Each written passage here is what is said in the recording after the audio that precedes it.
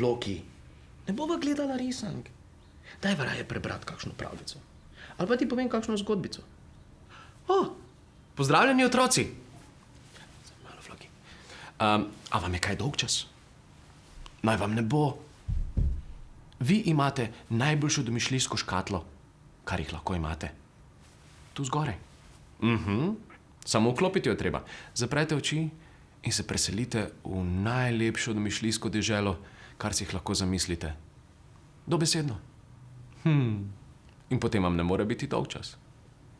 Ampak obenem ne pozabiti tudi na telo. Kajti v karanteni je treba vzdrževati kondicijo. Floki, jim pokaževa par vaj? Dejva. A boš moj asistent? Boš. Prva vaja. Primete dojenčka, domačega hišnega ljubljenčka, bratca, sestrico ali pa pač štruco kruha in z njo vadite gor in dol, gor in dol, gor in dol. To je super vaja za mišice ramenskega sklepa. Potem, če ležite na kavču in gledate risanke, lahko delate trebušnjake. Bova? Bova.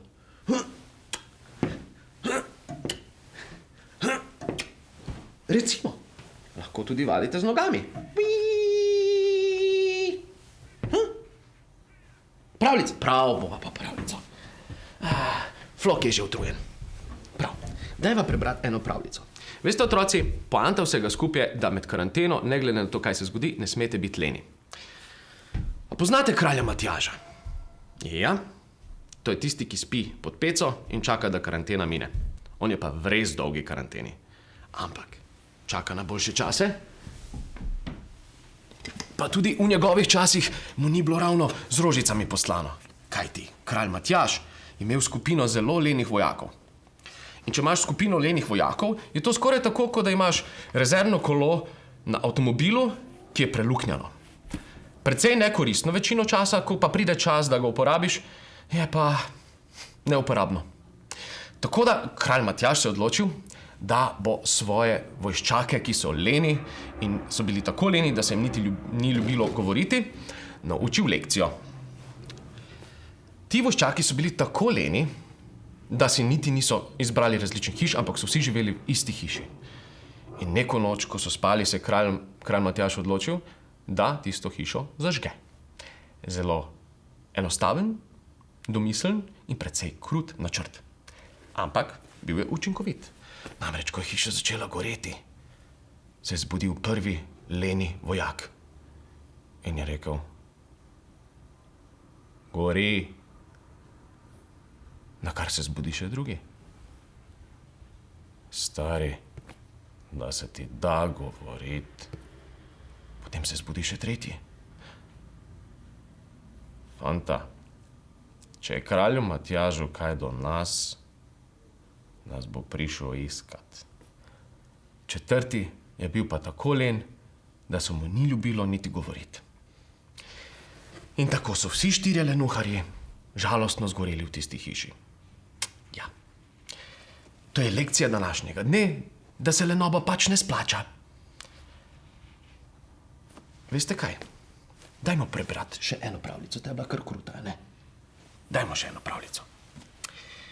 Ta je pa tudi o lenobi oziroma kako se naučimo, da moramo stvari narediti do konca in ne smemo biti polovičarski. Veste, kakšne stvari je treba narediti do konca?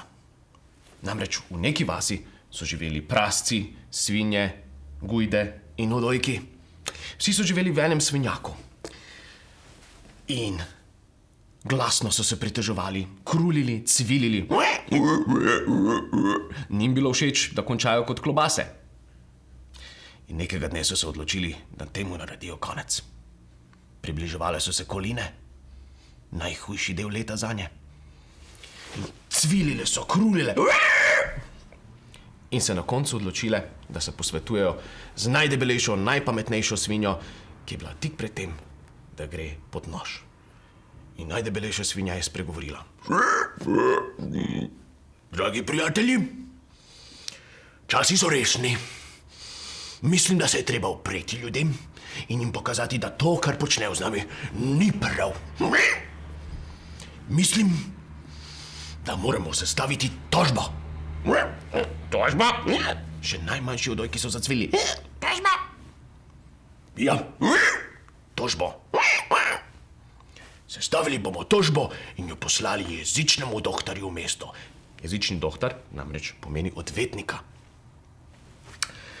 Jezični doktor bo na to nas rešil pred nožem in izdelavo klobas.